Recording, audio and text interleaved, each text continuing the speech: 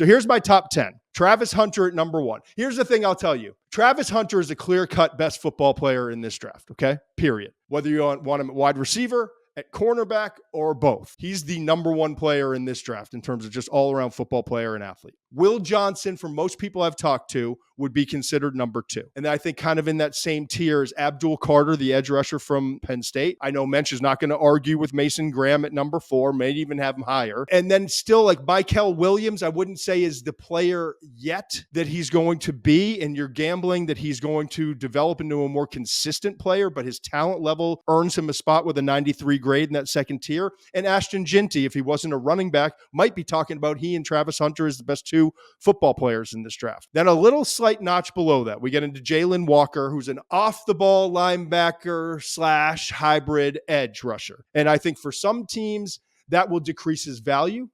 I think for other teams, that versatility will increase his or maximize his value. Kelvin Banks Jr., offensive tackle. We've got him as the number 1 offensive tackle right now, but I'll be totally honest with you.